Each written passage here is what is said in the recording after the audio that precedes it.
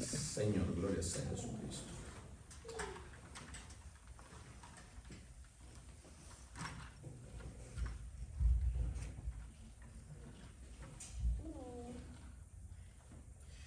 Gloria sea a nuestro Dios Todopoderoso que nos permite estar reunidos en esta hermosa mañana. Amén. Amén. Es una bendición el que podamos estar juntos, y aquellos también que se nos unen a través de las redes sociales, ya sea a través de YouTube o a través de Facebook.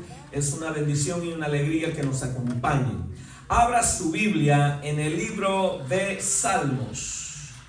Salmos capítulo 30.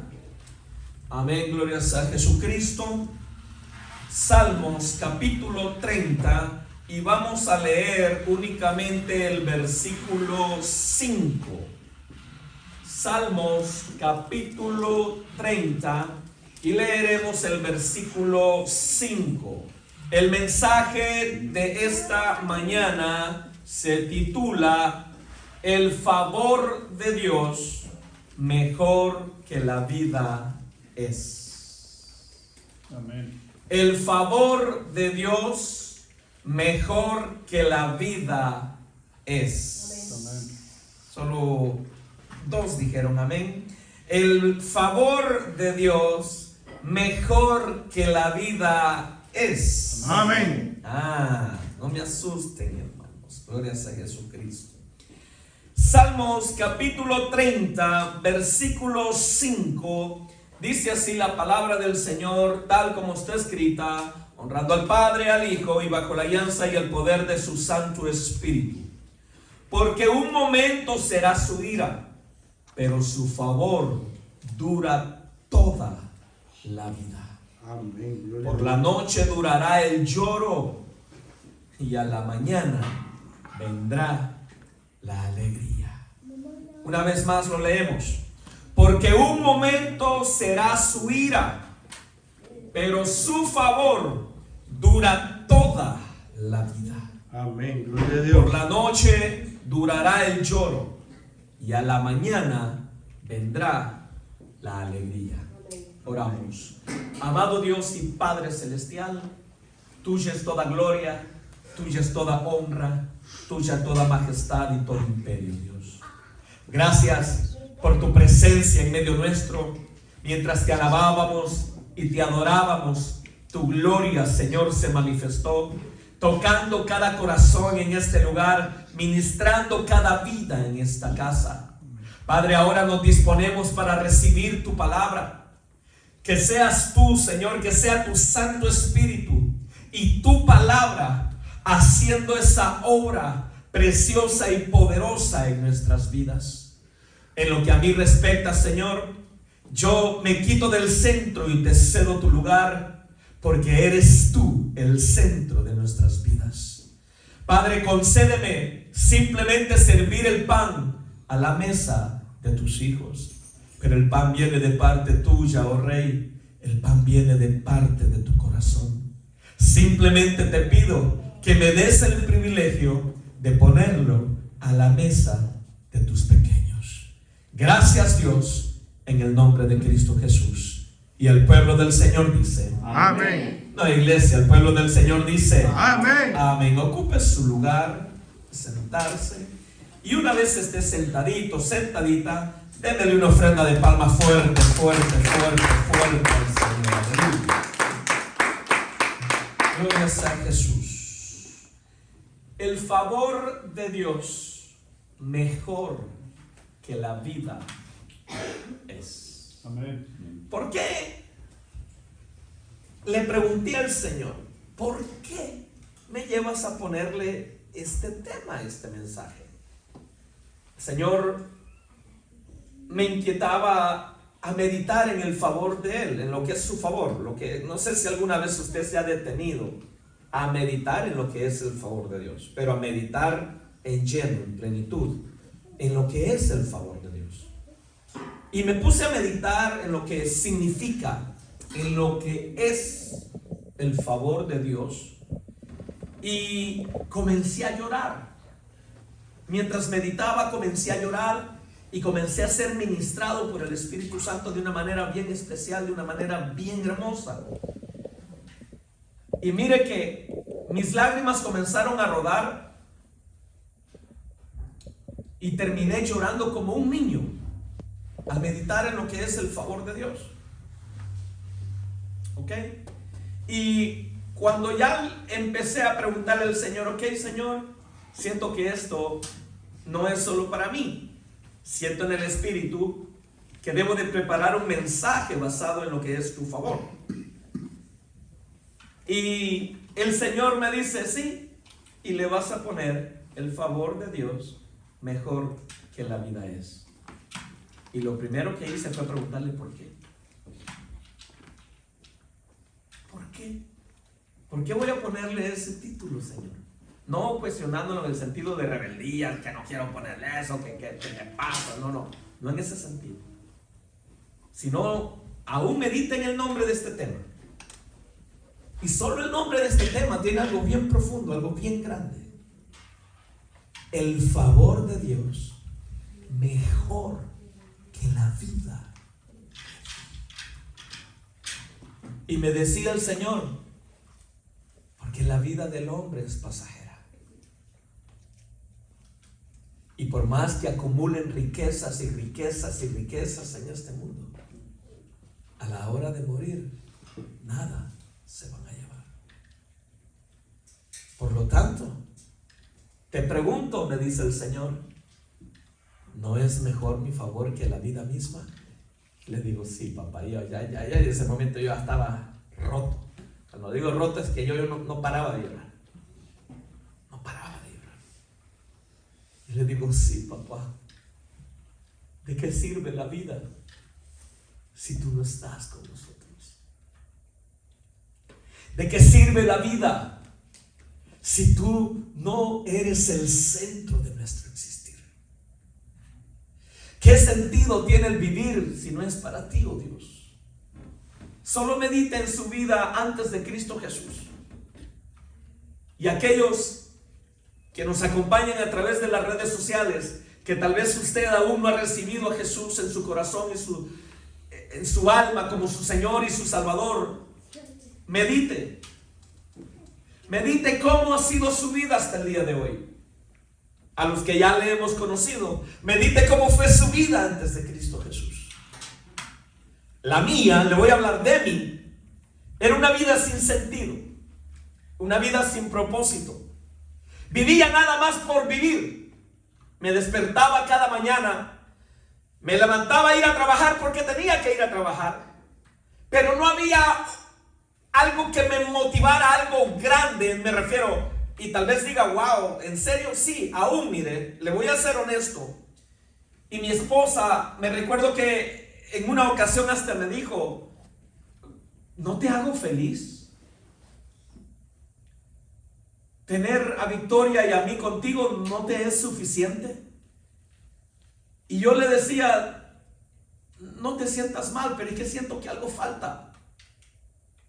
Algo falta, no sé qué es, no sé qué es, pero tengo una necesidad de algo. Desde que empecé a crecer, que tengo uso de razón, 6, 7, 8 años.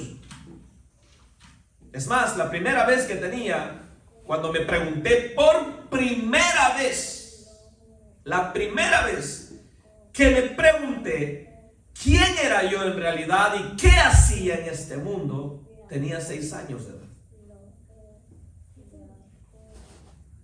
Varias personas cuando me oyen decir esto, me han preguntado, ¿qué tipo de niño era usted? ¿Qué niño a los 6 años se pregunta que si quién es y que si qué está haciendo en este mundo? Si a la edad de 6 años los niños lo único que quieren es jugar, divertirse, no andan pensando en esas cosas. ¿No andan meditando en eso?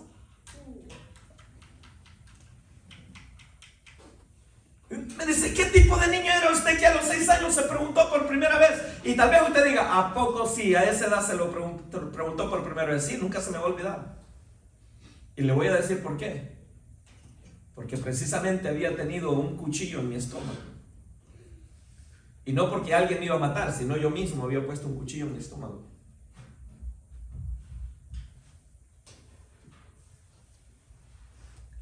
Yo crecí con un trauma a la muerte, un miedo a la muerte que usted no tiene idea. Yo me enfermaba cuando meditaba en lo que es dejar de vivir. De que todos vamos a morir, todos lo sabemos. Pero vamos a ser honestos, nadie se quiere morir. Y cuando se medita en la muerte, no en el momento de morir, sino en dejar de existir. ¿Qué va a pasar cuando yo me muera, cuando ya no esté aquí?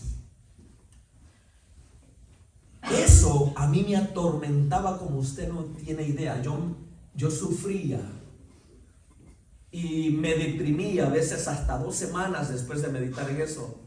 Andaba una depresión terrible, terrible. La razón es porque a los 5 años de edad yo vi a mi abuelo morir enfrente de mí. El papá de mi papá.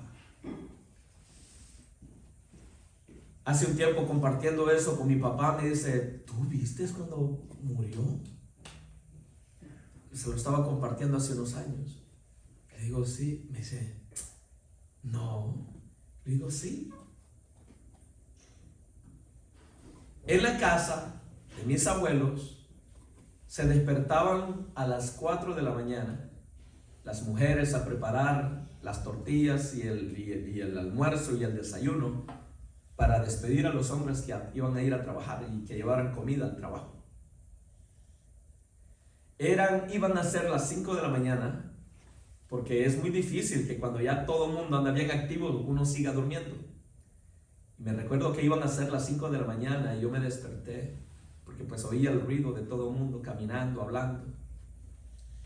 Y me recuerdo que me quedé en la cama, no me levanté, pero mi cama pegaba, o sea, el cuarto no tenía puerta, y mi cama pegaba a la puerta principal de la casa. Vi a mi abuelo salir y entre 5 y 10 minutos después lo volví a ver entrar. Pero cuando entró a la casa, después de haber dado unos 2, 3 pasos, bien me recuerdo su rostro, eso jamás se me va a olvidar. Solo le hizo y se desplomó. No pudo ni gritar, no pudo hacer ruido. Los demás se dieron cuenta cuando el golpe en el suelo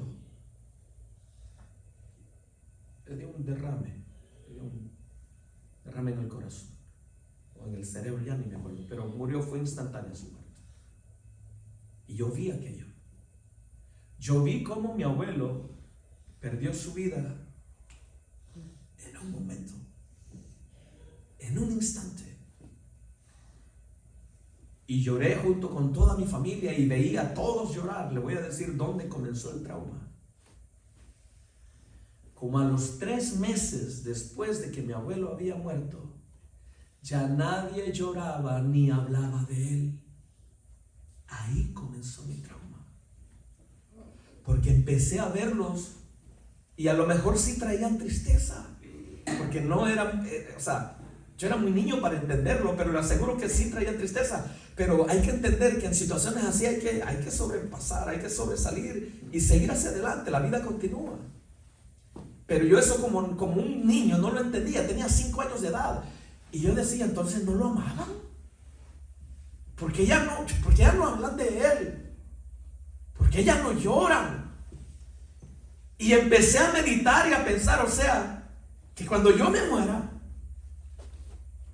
mi familia va a llorar unos días y van a hablar de mí todos los días, recién haya muerto.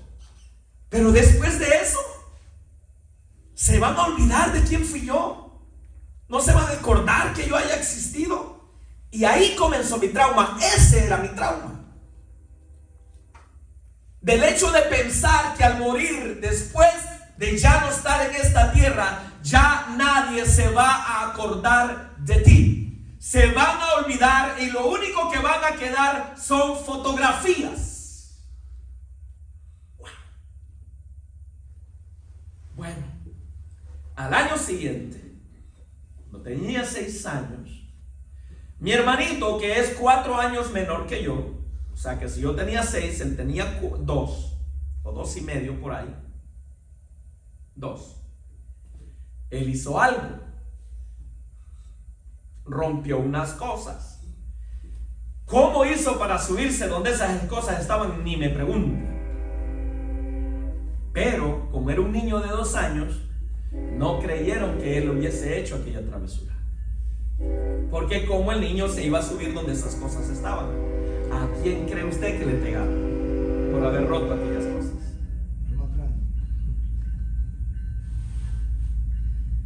¿Quién quebró esto?, gritó mi papá, enojado. Y yo ya había visto a mi hermanito que se estaba queriendo recoger. Y le digo, Wilber. Y se me queda viendo mi papá con un enojo. ¿Cómo culpas a tu hermanito si tiene 2 años y él no se puede subir aquí? Y le digo, papá, yo lo vi recogiendo los pedazos. Yo sé que él lo quebró. Mi papá sacó el cinturón y me dio una. Me dijo que no me iba a pegar tan fuerte, pero por el querer culpar a mi hermano, que entonces me merecía un castigo más fuerte que por haber quebrado aquellas cosas. Y me dio una que usted no tiene idea. Yo tenía 6 años. Me recuerdo que después de haber llorado un rato, salí hacia la cocina, tomé un cuchillo y me fui para mi casa, para mi cama. Y estando en mi cama, puse el cuchillo en mi estómago, porque yo me sentía que me habían castigado injustamente. Yo no había hecho nada. Y dije, pues que se queden con mi hermanito nada más. Y así yo no les soy de molestia. E hice fuerza. Cuando lo empujé y me dolió, ¡pum!, se me vino a la memoria a mi abuelo. Cuando se me vino a la memoria a mi abuelo, solté el cuchillo y comencé a temblar y comencé a llorar. Porque me recordé y dije, espérame, si me mato ahorita, van a llorar, pero luego se van a olvidar de mí. Y comencé a chillar más por eso que por lo que me habían castigado. Y en ese instante, me recuerdo que me volteé boca abajo, y estando boca abajo, dije, hablado, no lo pensé, hablé, ¿quién soy yo? ¿Y qué hago en esta tierra? Porque el hombre nace, crece, se reproduce, envejece y luego se muere. ¿Qué hay después de la muerte? ¿Qué hay cuando ya dejas de existir? ¿Qué ocurre? Todo eso empezó a pasar en mi mente y no hubo respuesta alguna. De ahí para allá, yo comencé a crecer preguntándome, ¿quién soy yo? ¿Qué hago en esta tierra? Entré en la adolescencia y empecé a sentir un vacío enorme en mi corazón. Enorme en mi corazón. Que no había nada que lo llenara. Jugaba fútbol, jugaba, en El Salvador le llamamos chibola, canicas, marbles o algo así. Mables le llaman en Honduras. Maules, ok. Maules, no sé cómo le llaman en Guatemala. Perdón. Picos, canicas, ok. Nosotros le llamamos chibolas, canicas. Maules o canicas también en Honduras. Amén. Y jugaba la piscucha o el barrilete, no sé cómo, de qué otra manera le llamarán en otros países, unas cosas de papel que la amarra con hilo y las eleva. Lo voy a decir en inglés, kites, tal vez así me entienden todos. Amén. Y capirucho, trompo, corría, jugaba, pero adentro de mí había un vacío. Y al mismo tiempo, cuando ya entré en la adolescencia y entendí lo que es ser estéril, entró otro temor en mi corazón. ¿Cómo? Empecé a notar que en la familia de mi mamá había mucha gente estéril. Tías, tíos, primos estériles que no podían tener hijos. Desde chiquito yo lo había notado eso, pero yo no sabía lo que era ser estéril. Cuando entré en la adolescencia y entendí que es ser estéril, empecé a crecer con ese temor. Si en la familia de mi mamá hay tanta gente que es estéril, ¿será que yo voy a ser estéril también? Y empecé a crecer con un temor pensando, ¿qué tal si yo también no puedo tener hijos? Y eso me atormentaba también. Empecé a crecer lejos del Señor. Yo no era cristiano, lejos del Señor, haciendo tanta cosa. Desde la edad de 17 años empecé a querer tener un hijo. Trataba de buscar tener un hijo, lo hacía a propósito, estar con las muchachas y querer que quedaran embarazadas, que yo quería saber si podía tener hijos. Nunca una muchacha quedó embarazada. Llegó un momento que yo empecé a pensar que tal vez sí era estéril. Lo que le quiero decir es que aquel temor cada vez se hacía más grande. Y hablo del temor a la muerte.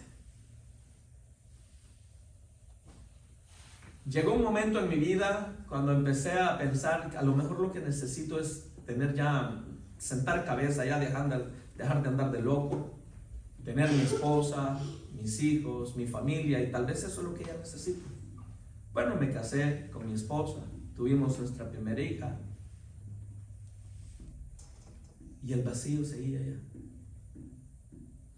Nada lo llenaba.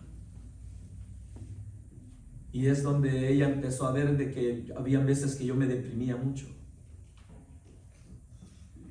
Y por eso le puedo decir de que sin Cristo Jesús se vive por vivir. No hay nada que lo llene, no hay nada que los satisfaga. Vives por vivir. Vas a la escuela porque tienes que ir a la escuela. Trabajas porque tienes que trabajar. Pero no hay nada que te sacie, no hay nada que te llene. No hay nada que te impulse a seguir luchando. Le tenía un temor horrible a la muerte. A la edad de 25 años, Jesús me alcanzó. 18 de febrero, domingo 18 de febrero del año 2001. Yo no sé si usted se acuerda la fecha en que se convirtió. A mí jamás se me va a olvidar esa fecha. Y cuando me convertí, me di cuenta de algo. Cuando llegué a la casa, ya nada de lo que hacía me atraía. Ni siquiera escuchar música del mundo. Yo me convertí ese domingo 18 de febrero y fue la última vez que yo escuché música del mundo en la mañana antes de ir a la iglesia. Fue la última vez que yo escuché música del mundo. Nunca más volví a oír música del mundo, ni en la radio, ni en el carro, ni en la casa, ni en el trabajo, ni en ningún otro lado. Jamás. No volvieron a salir malas palabras de mi boca. El Señor me cambió, me transformó de un momento a otro así. Le entregué mi vida a Cristo Jesús. Yo salí de ese santuario ese día y jamás mi vida volvió a ser igual. Me transformó en ese mismo momento. ¿A dónde quiero llegar con todo esto? Esa noche cuando estaba en la casa y me acosté a dormir, se me vino a la mente la muerte, lo que es dejar de existir. ¿Y qué cree? Pensé en la muerte y ya no había temor. Al contrario, me alegré. Yo dije, ¿y ahora por qué me alegro pensar en la muerte si antes me causaba un temor horrible? Y me dice el Señor, porque ahora si mueres, ya no vas al infierno. Ahora si mueres, vienes a mí. Y por eso ya no hay tristeza, ya no hay pavor, ya no hay aquello que te atormentaba. Hermanos, como a la semana de eso, ni a la semana, como unos 5 días después de haber aceptado a Jesús, leyendo la Biblia, me encontré por primera vez con algo que mi alma lo sabía, pero mi mente nunca lo había adquirido tal conocimiento. Mis oídos nunca lo habían oído, mis ojos jamás lo habían visto ni lo habían leído. Pero toda alma, aun si jamás usted haya escuchado esta escritura, vaya conmigo, no me pierda ahí Salmos, porque vamos a ir a Salmos, vamos a volver a Salmos. Vaya conmigo. Hebreos 9:27.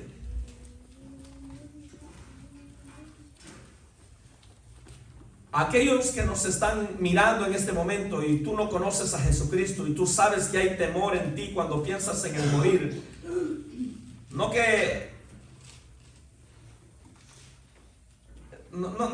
nada más el hecho de decir, no, pues yo sé que me voy a morir, y eso cualquiera lo piensa, pero todos tenemos temor a la muerte y nadie se quiere morir. La razón es porque aun cuando tu mente no tenga tal conocimiento, aun cuando tus ojos jamás lo hayan leído, tus oídos jamás lo hayan escuchado, tu alma conoce esta palabra. Tu alma conoce la verdad que dice Hebreos 9:27. Tu alma lo conoce. Aunque nunca lo hayas leído o aunque nunca lo hayas escuchado, tu alma conoce esta realidad. 9:27, ¿lo tiene? Amén. Hebreos dice: y de la manera que está establecido para los hombres, o sea, para el ser humano, y de la manera que está establecido para el ser humano, que mueran una sola vez y después de esto el juicio. Esa es una verdad que toda alma la conoce, aún aquellos que nunca han conocido a Jesucristo. Y es por eso el temor a la muerte. Cuando yo leí esto, es que entendí, yo dije, ahora entiendo por qué era ese trauma, ese pavor que yo le tenía a la muerte. Porque el alma sabe que si muere sin Cristo Jesús, va a ir a un lugar de tormento llamado infierno. Y el alma no quiere ir ahí. Por eso es que cuando venimos a Cristo Jesús, cuando Jesús nos alcanza, cuando Él tiene misericordia de nosotros y le abrimos nuestro corazón, ese temor se va. Amén. Porque es como que el alma dijera, ahora sí, muérete cuando quieras, que ya no vas a ir a sufrir al infierno por la eternidad, sino que vas a ir a gozar de la paz y del amor de aquel que te dio la vida. A su nombre, a su nombre. Por eso es que el favor de Dios mejor que la vida es. Porque tu vida, si no está Cristo Jesús en ella, por mucho dinero que tú tengas, por muchos carros de lujo que puedas llegar a comprar, por muchas mansiones que llegues a acumular y todo lo que puedas conseguir, títulos en esta tierra, títulos académicos, posiciones políticas, lo que sea que llegues a alcanzar, si Cristo Jesús no está, eso es vano, no sirve de nada, porque una vez mueras, todo eso aquí se va a quedar. Le dije que no me perdiera Salmos 30, versículo 5. Porque un momento será tu ira, pero su favor dura toda la vida. Por la noche durará el lloro y a la mañana vendrá la alegría. Esa última parte de ese versículo está hablando cuando estamos pasando por problemas. Considera el tiempo del problema como una noche. Pero así como cuando se oscurece, tú estás seguro que el día siguiente el sol va a volver a salir, ¿verdad que sí? Amén. ¿Verdad que usted nunca, o dígame, alguna vez usted se ha ido a acostar pensando que el día siguiente no va a salir el sol? ¿Alguna vez se ha ido a acostar pensando en eso? ¿Verdad que nunca? Usted se va a acostar sabiendo que el día siguiente el sol va a volver a salir. ¿Estamos de acuerdo? Entonces, lo que dice esta palabra en la última parte del versículo 5, donde dice, por la noche durará el lloro y a la mañana vendrá la alegría, lo que te quiere decir es, sin importar lo que estés pasando, sin importar la pobreza, la escasez, sin importar las enfermedades, los problemas matrimoniales, sin importar lo que estás viviendo, así como la noche te asegura de que va a amanecer, va a haber una mañana, así el Señor te dice, viene un mejor tiempo. Amén. Donde ya no vas a sufrir. Amén. Donde todas tus angustias serán quitadas. Vaya conmigo rápidamente, ya con esto estoy terminando. Salmo siempre, pero capítulo 103.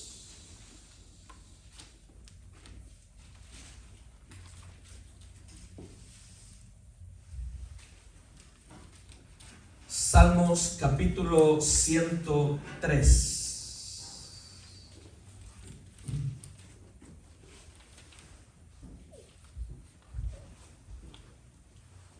Ahora vamos a ver qué es el favor de Dios. ¿Qué es el favor de Dios? Antes de explicarle lo que era el favor de Dios, tenía que explicarle que el favor de Dios es mejor que la vida.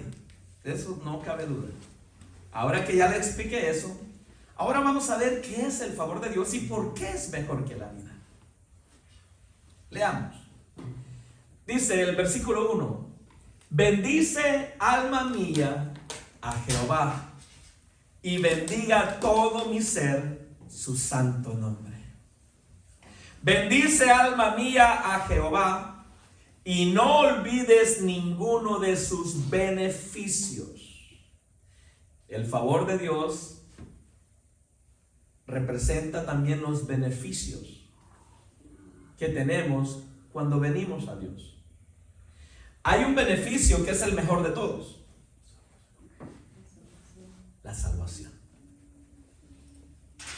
Ese es el mejor de todos los favores que podemos recibir de Dios: el ser salvos, el no ser condenados y ser enviados al infierno, sino ser recibido con los brazos abiertos, porque Jesús le dijo a sus discípulos: viene un día, en aquel día, dice, nuestro Padre os recibirá con los brazos abiertos y les dirá: entrad, venid, amados de mi Padre, y entrad a su morada celestial, a la morada eterna. Ese es el favor más inmenso. Ese es el mejor de todos los favores que podamos recibir. Amén. El mejor de todos los beneficios que podamos recibir de Dios. Eso es tener favor de Dios. Eso es tener favor de Dios. Amén. Ser salvos es tener favor de Dios. ¿Qué más significa? ¿Qué más representa el favor de Dios? Dice el versículo 3: Él es quien perdona todas tus iniquidades. Si tienes el favor de Dios, tus pecados son perdonados. Porque todos fallamos, hermano. Todos cometemos errores. Unos de una y otras de otra. Porque la debilidad mía tal vez no sea su debilidad, pero su debilidad tampoco tal vez sea mía. Cada quien tiene sus propias debilidades. Pero todos fallamos, todos cometemos errores, todos pecamos. Pero cuando el favor de Dios está sobre nosotros, usted se arrepiente y el favor de Dios es grande sobre usted y Dios perdona sus pecados. Amén. Dice, Él es quien perdona todas tus iniquidades, el que sana todas tus dolencias. Ahora entiende por qué Dios le ha sanado cuando usted le ha pedido que le sane. Porque su favor está con usted. Amén. El favor de Dios es el que le lleva a sanarnos. Amén. Usted clama, usted pide con fe, usted ruega y el Señor le mira y su favor es el que le lleva a extender su mano y a sanarlo de toda dolencia, a sanarle de toda enfermedad. Vamos, dáselo fuerte al Señor, a su nombre. Por eso es, hermana Jacqueline, que Dios me mostró las enfermedades que usted traía, ¿se recuerda? Ni siquiera su esposo sabía las enfermedades que usted tenía. Y un día usted vino y Dios me dice: hey, esta mujer sufre de esto y de esto desde hace varios años. Y en ese mismo momento usted fue sana, ¿se recuerda? Bueno, ¿qué fue lo que hizo? El favor de Dios sobre su vida. El favor de Dios hizo que Dios me hablara y me dijera: hey, quiero sanarla de esto. Ese es el favor de Dios. Es que Él se recuerde de nosotros. Amén. Tener el favor de Dios es entender que Él está pendiente de cada necesidad que tú tienes. Aleluya. Es entender que Él conoce cada necesidad. En medio de tu dolencia, en medio de tu escasez, en medio de cualquier problema que estés pasando, Dios no lo ignora. Dios lo conoce. Y es su favor lo que lleva a nuestro Dios a extender su mano y obrar a tu beneficio. Ese es el favor de Dios. Y ahora dígame, si no es mejor que la vida misma. Amén. El favor de Dios. Amén. Y sigamos. Dice: Él es el que sana todas tus dolencias, el que rescata del hoyo tu vida, el que rescata del hoyo tu vida, el que rescata del hoyo tu vida. ¿Cuántas veces Dios nos ha sacado de un agujero? Y de un agujero que sí, en ocasiones fue el diablo el que te metió ahí, pero te diría que un 80% de las veces que has caído en agujero no fue el diablo que te metió ahí. Tú solito te aventaste por tus malas decisiones. ¿Qué es un agujero? ¿De qué está hablando? El que rescata del hoyo tu vida. Está hablando de problemas. ¿Cuántas veces no te has metido en problemas por tu terquedad, por tu necedad?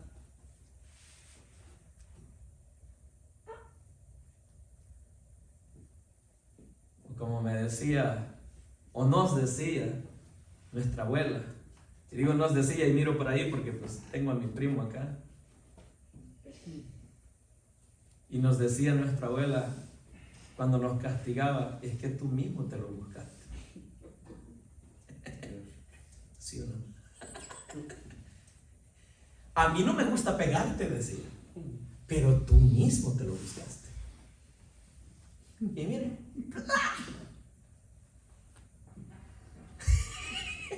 muchos ahorita se están acordando, ¿verdad? Cuando les sacudían el polvo, ¿verdad?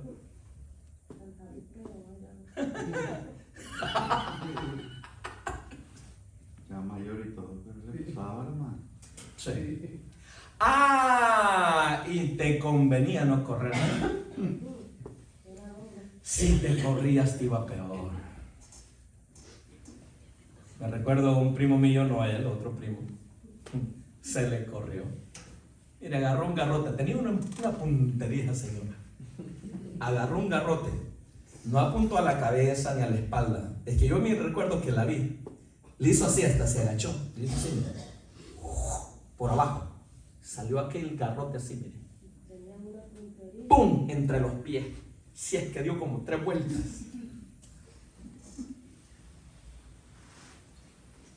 Aunque después ella misma lo estaba sanando porque se raspó todo. Se raspó la rodilla, se raspó los codos. ¿Qué no se raspó en esa caída?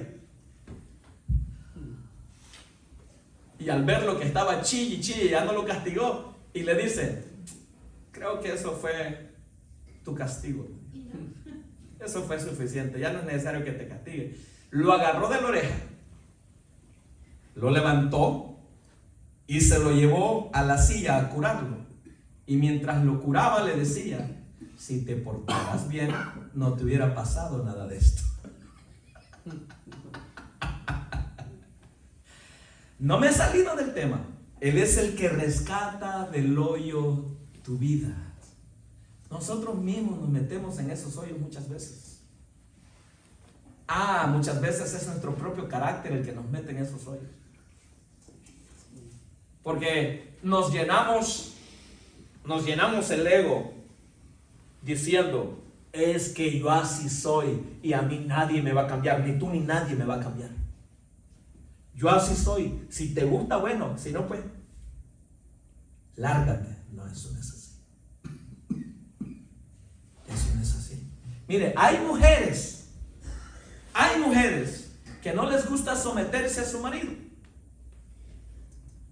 Y hay mujeres que le dicen a su esposo, ay, papito, ni mi tata me mandaba y me vas a mandar tú a mí.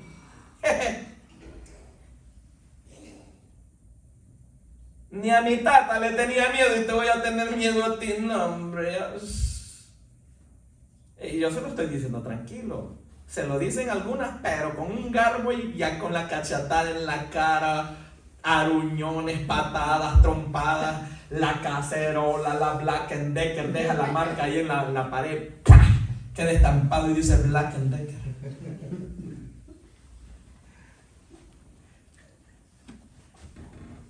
Es más, en esos momentos, hasta los perros y gatos salen huyendo de ahí. No, vámonos porque nos toca a nosotros también.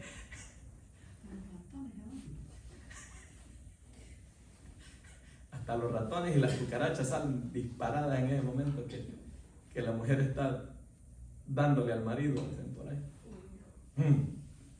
Cuidado, hermana. Cuidado. Tampoco es así. Amén.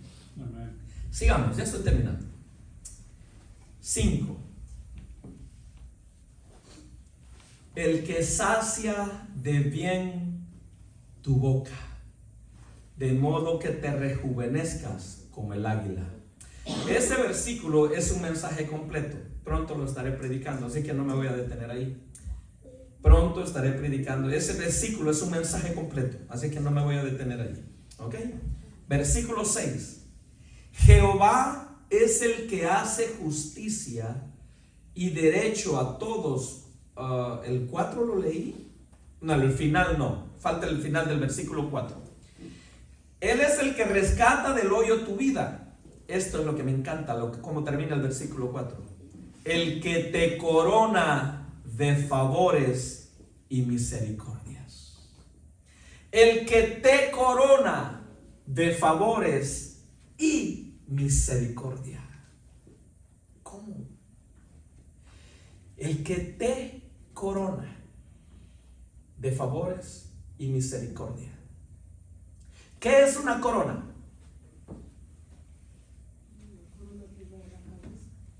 Es algo que se pone en la cabeza, ¿verdad? Le voy a hacer una pregunta. Si a usted le ponen una corona del tamaño que sea, ya sea grande como la de los reyes, que son tremendas coronas, o una corona sencilla que solo sea una cinta, pero algo que usted traiga acá. Esta es mi pregunta. ¿La gente se lo va a notar? Sí. ¿O es algo, usted va a traer una corona y la gente ni en cuenta que usted trae algo ahí? No se lo va a notar. Todos se lo van a ver, ¿verdad? Todo el mundo va a ver aquello que usted trae en su cabeza, ¿verdad? Entonces, ¿a qué se refiere cuando dice que Él es quien te corona de favores? Lo que quiere decir es que el favor de Dios descansa sobre ti de tal manera que la gente lo ve. ¿Cómo? ¿Cómo lo ven? La gente comienza a hablar y dice, esta persona tiene algo, no sé qué tiene, pero tiene algo especial. Los no cristianos dicen, tiene buenas vibras.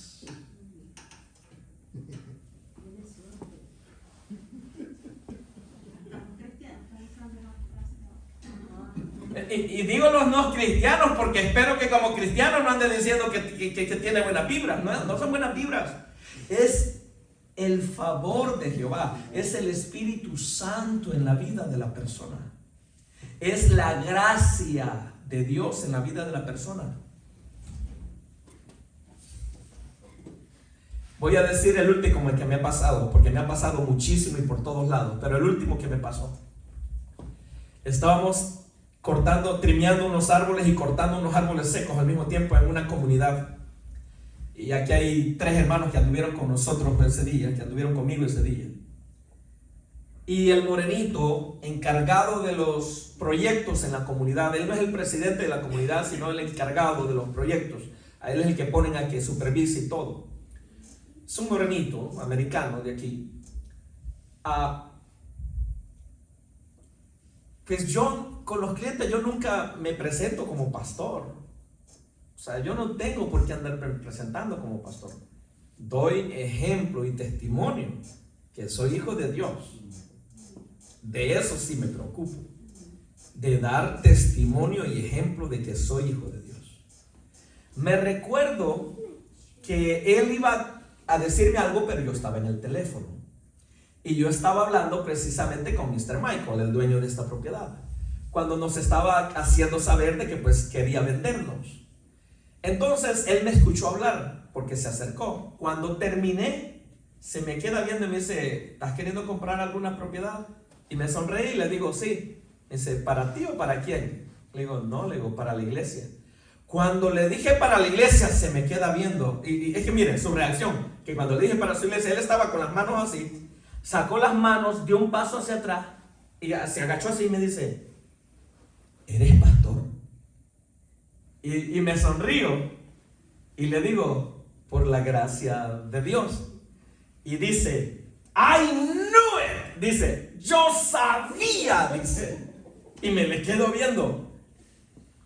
¿What? Le digo, yo sabía. Es que hay algo diferente en ti que hace que te tenga confianza desde que te conocí.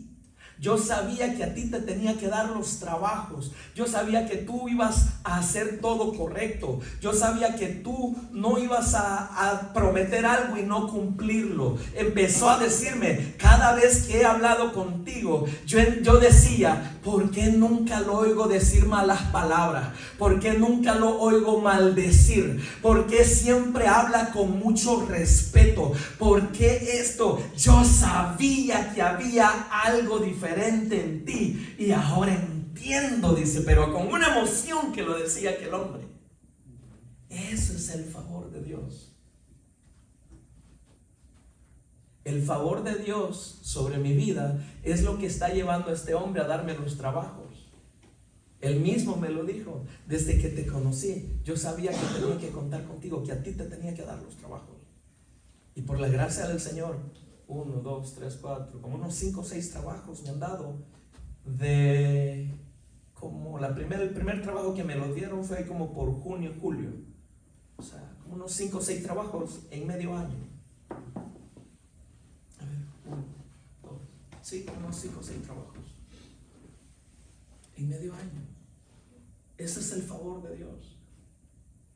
El favor de Dios es lo que ha llevado a otros clientes a ser honestos conmigo y me dicen, cuando voy y me dicen, dame un precio en esto y esto, ya les digo yo, ¿cuánto va a ser? Se me quedan viendo y me dicen, el trabajo es tuyo. Y no porque seas el que lo está haciendo más barato. Y algunos hasta me han enseñado, los estimados por escrito. Tú no eres el más caro, pero tampoco eres el más barato. Pero eres quien me ha dado confianza. Y no sé por qué, pero el trabajo es tuyo. Ese es el favor de Dios. Y hubo uno que cuando me dijo de que, bueno, sí, me dijo que yo era el más caro de todos. Me dice, son 4, tú eres el cuarto que me da precio. Tú eres el más caro de todos, pero el trabajo es tuyo. Porque algo me hace sentir que tú vas a hacer el trabajo bien. Vengo yo y le digo, ¿cuánto te está cobrando el menos de yo? O sea, no el más barato, le digo, pero el que está abajo de mí. Y me dice, ¿por qué? Para darte ese mismo precio. No, es que no te estoy diciendo para que me rebajes. Ese es tu trabajo y yo lo quiero pagar porque siento que tú vas a hacer un buen trabajo. Y eso es lo que cuesta tu trabajo y yo quiero pagarte tu trabajo. Y no me dejó hacerle una rebaja. Eso es el favor de Dios. Eso es el favor de Dios. ¿De qué otra manera? Así también me encuentro con unos hermanos que quieren que el trabajo se les regale. Porque hay de todo, hermano. Hay de todo. Hay de todo. Terminamos. Póngase sobre sus pies.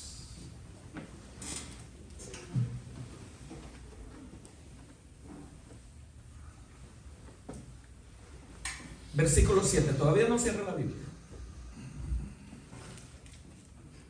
Ya solo voy a leer esto. Ya no voy a explicar nada. Versículo 7. ¿Lo tiene? Amén. Sus caminos notificó a Moisés y a los hijos de Israel sus obras.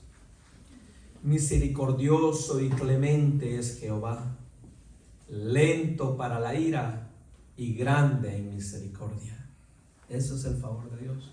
O sea, el favor de Dios es lo que le lleva a ser lento para la ira.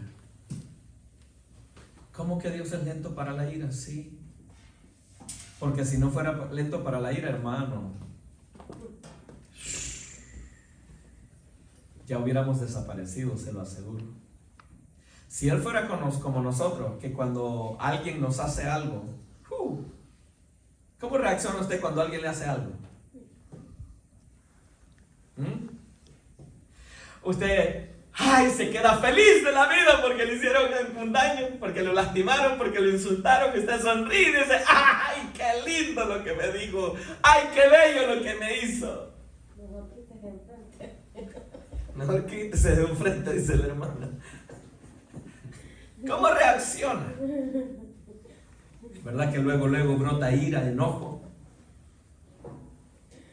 Bueno, si Dios fuera como nosotros, hermano, pero dice que su favor es lo que le lleva a ser lento para la ira. Lento para la ira.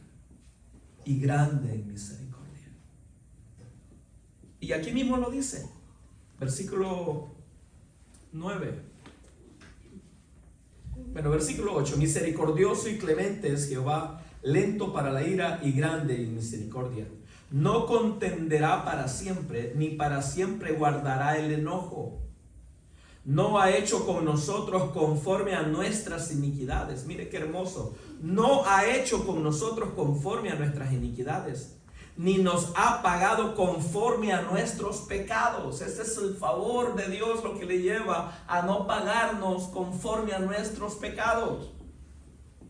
Y mucha gente dice, pero eso es hoy en la gracia. No, esto fue escrito en el Antiguo Testamento. Dios siempre manifestó su favor, su gracia y misericordia a sus hijos. Que aunque pecaban, Él sí se enojaba, se llenaba de ira, pero también era lento para la ira. Siempre ha sido así. Como dice Pedro, no queriendo que nadie perezca, sino que todos corramos al arrepentimiento. Cierre sus ojos. Amado Dios y Padre Celestial, yo he predicado tu palabra, Señor, y te quiero decir gracias. Gracias por tu favor en nuestras vidas, porque tu favor, oh Rey, mejor que la vida misma es, oh Dios. Porque por tu favor no nos has consumido. Tu favor es la que te lleva, te mueve a tener misericordia de nosotros. Y no nos pagas conforme a nuestros pecados, sino que nos perdonas y tienes paciencia para con cada uno de nosotros. Eres paciente, Señor, esperando y deseando ver el cambio, la transformación en nuestras vidas. Aquí está tu pueblo. Yo he predicado tu palabra. Yo he predicado tu palabra a tu iglesia, a tus hijos. Padre, Señor, que ellos, diga conmigo, vamos a hacer una oración. Diga conmigo, Señor Jesús, en esta hora yo me presento delante de ti, dándote gracias por tu favor en mi vida, porque tu favor mejor que la vida es. Y ahora yo te pido que obres en mi corazón. Te doy permiso de que entres en mí y me cambies, me transformes, porque ya no quiero ser igual. Quiero ser un reflejo de tu amor, de tu gracia, de tu misericordia. Lléname, Señor, y gracias por coronarme con tu favor. Gracias, mi Rey, en el nombre de Jesús. ¿Puede alguien decir amén? Amén. ¿Puede alguien decir amén? Amén. Vamos a darle una ofrenda de palmas al Señor.